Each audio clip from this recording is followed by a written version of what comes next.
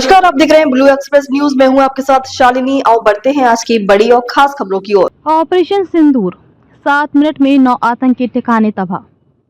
यही कसाब हेडली ने ट्रेनिंग ली। Colonel Sofia, wing commander, Vyomika और विदेश सचिव का पूरा बयान पढ़ें। पाकिस्तान में आतंकी ठिकानों पर एयर स्ट्राइक के करीब 9 घंटे बाद सरकार, सेना और एयरफोर्स के अफसरों ने घटना की जानकारी दी। बुधवार सुबह 10:30 बजे मीडिया ब्रीफिंग से पहले एयर स्ट्राइक का 2 मिनट का वीडियो प्ले किया गया। इसमें बताया गया कि मंगलवार रात 1:04 से 1:11 के बीच 7 मिनट में 9 टारगेट तबाह किए गए। हालांकि ऑपरेशन पूरा होने में कुल 25 मिनट का समय लगा। देश के इतिहास में पहली बार प्रेस कॉन्फ्रेंस में आर्मी के कर्नल सोफिया कुरैशी और एयरफोर्स के विंग कमांडर व्योमिका सिंह ने ऑपरेशन के बारे में जानकारी दी। विदेश सचिव विक्रम मिस्री भी मौजूद थे। पहलगाम हमला कायरतापूर्ण था। इसमें परिवार के सामने लोगों की हत्या की गई, उनके सिर में गोली मारी गई। बचे हुए लोगों से कहा गया कि वे इस हमले का संदेश पहुंचाएं। पिछले साल 2.25 करोड़ से ज्यादा पर्यटक कश्मीर आए थे।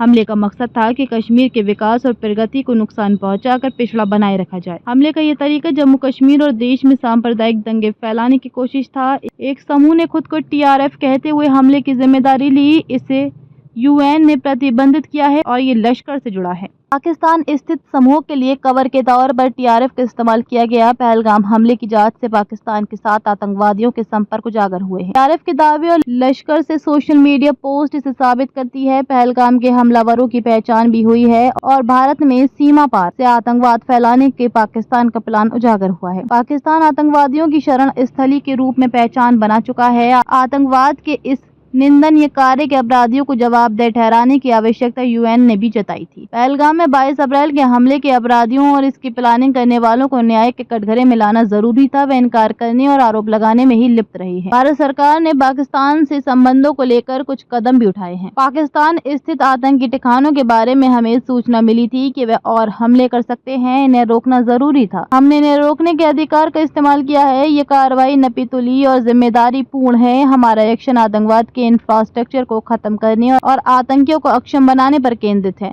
मंगलवार बुधवार की रात 1:05 से 1:30 बजे के बीच ऑपरेशन हुआ। पहलगाम में निर्दयता से जिन निर्दोष पर्यटकों को मारा गया उसके लिए यह ऑपरेशन किया गया। पाकिस्तान में 3 दशकों से आतंकवादियों का निर्माण हो रहा है। हमले के बाद ये भी सामने आया है। हमने पाकिस्तान और POK में 9 टारगेट चुने थे और स्ट्राइक में इन्हें तबाह कर दिया। इन जगहों पर लॉन्च पैड, ट्रेनिंग सेंटर्स को टारगेट किया गया। हमने विश्वसनीय सूचनाओं पर इंटेलिजेंस के आधार पर इन लक्ष्यों को चुना। ऑपरेशन के दौरान हमने ये निश्चित किया कि बेगुनाह लोगों पर सिविलियन इंफ्रास्ट्रक्चर को नुकसान न पहुंचे। POK में सबसे पहले टारगेट सवाई नाला मुजफ्फराबाद में था। ये लश्कर का ट्रेनिंग सेंटर था। सोनमर्ग, गुलमर्ग और पहलगाम हमले के आतंकियों ने यही ट्रेनिंग ली। मुजफ्फराबाद के ही सैयदना बिलाल कैंप में आतंकियों को हथियार, विस्फोटक और जंगल सर्वाइकल की ट्रेनिंग दी जाती थी। गुरपुर के कोटली में लश्कर का कैंप था। यहाँ पुंछ में 2023 में श्रद्धालुओं पर हुए हमले के आतंकी ट्रेंड हुए थे। पाकिस्तान में हमारा पहला टारगेट सियालकोट का सर्जल कैंप था। मार्च 2025 में पुलिस जवानों की हत्या करने वाले आतंकवादियों को यही ट्रेन किया गया था।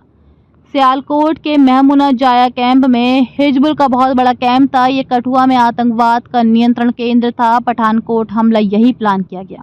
ऐसे ही लेटेस्ट अपडेट पाने के लिए हमारे चैनल को लाइक, फॉलो, सब्सक्राइब करें और बेल आइकन दबाना ना भूलें।